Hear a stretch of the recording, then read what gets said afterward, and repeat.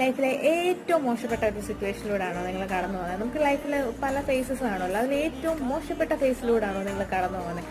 Obviously S എന്നാണ് എന്ന് നിങ്ങളുടെ ആൻസർ എങ്കിൽ ഒന്ന് ആലോചിച്ച് നോക്കുക. നമുക്ക് ഈ ഒരു ഫേസ് അത്യാവശ്യം പ്രൊഡക്റ്റീവായിട്ടൊന്ന് യൂസ് ചെയ്താലോ?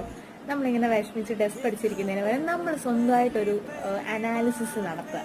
നമ്മുടെ സ്ട്രെങ്സ് എന്തൊക്കെയാണ്, നമ്മുടെ വീക്ക്നെസ്സസ് എന്തൊക്കെയാണ്, നമ്മുടെ ഓപ്പർച്യൂണിറ്റീസ് എന്തൊക്കെയാണെന്നൊക്കെ ഈ ഒരു ഫേസിൽ അത്യാവശ്യം നല്ല രീതിക്ക് തന്നെ നമുക്ക് മനസ്സിലാക്കാൻ സാധിക്കും.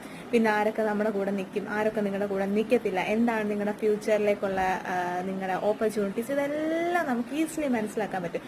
അപ്പം ഈ ഒരു ഫേസിൽ നിങ്ങൾ കുറച്ചുകൂടി ബോൾഡായിട്ട് നിന്ന് നിങ്ങൾക്ക് നിങ്ങളെ എങ്ങനെ ഒന്നും കൂടെ റീബിൽഡ് ചെയ്തെടുക്കാം, അല്ലെങ്കിൽ നിങ്ങൾക്ക് നിങ്ങളെ എങ്ങനെ ഒന്ന് എന്താ പറയുക, ഒന്ന് എൻഹാൻസ് ചെയ്യാം, നിങ്ങൾക്ക് എന്തൊക്കെ ഡെവലപ്മെന്റ് കൊണ്ടുവരാം എന്നൊന്ന് പ്രൊഡക്റ്റീവായിട്ട് ആലോചിച്ച് നോക്കിയേ.